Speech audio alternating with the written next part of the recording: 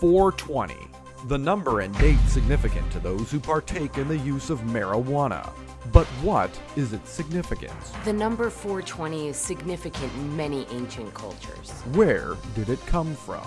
As a top biologist, I can tell you that 420 is everywhere in nature. Was it a time that teens in the 70s reserved for smoking doobies? Or the police code for the possession of pot? A true 420 experience is something that you can never remember. Tonight on Truth Diggers, we get to the bottom of 420.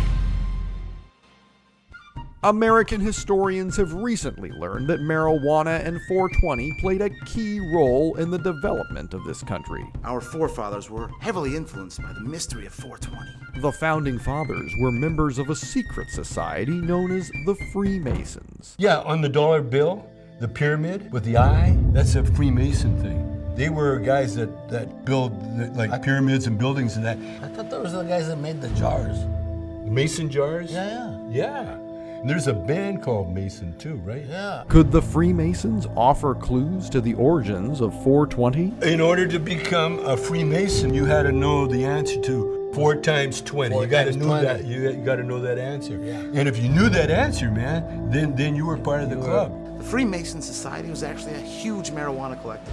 And that weed goes all the way back to the old ancient cultures, you know. There are 420 characters in Egyptian hieroglyphics. Hieroglyphics, higher than the other glyphics. Ancient Egypt, home to pyramids, the Sphinx, and an ancient elite pot culture. The 420th character is known as Toki. He was a real-life man with a pot leaf for a head. Egyptian myths describe Toki as a god that enlightened everyone with his marijuana head. The Egyptian character Toki is often depicted flying around in a bong-shaped thing that some think is a spaceship. It's obviously a spaceship shaped like a bomb. Like bong, yeah. A bong is the perfect shape for a spaceship designed for interstellar travel. The Egyptians, they didn't go into outer space, man. They went into inner space, see? And so the bong symbolizes your journey into the universe, but the inner universe. Space. Hieroglyphics. Yeah.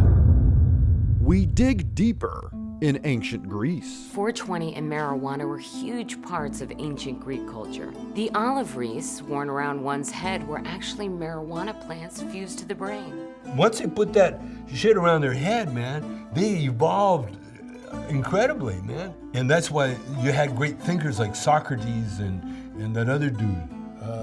Socrates Jr.? Have you ever tried pot around your head?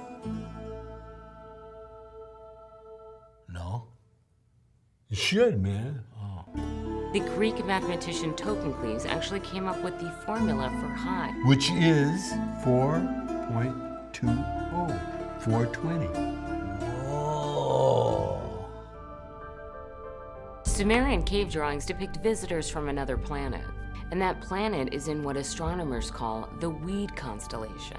The Weed constellation is only visible from Earth once every 420 years. Ancient alien potheads from across the solar system? Think about it, man. Why would you want to leave a planet that's full of weed? You know why? Why? Fertilizer. That's why they're coming to Earth, man. Because, hey, who's more full of bullshit than Earth? Well, hey, wow, I never thought of it like that. Sure, it sounds crazy, but experts agree it makes a lot of sense. I mean, you just can't make this stuff up. It's science. The universe is home to many mysteries. The number 420 is just found everywhere throughout galaxies. Since the dawn of astronomy, we thought that there were infinite stars in the sky.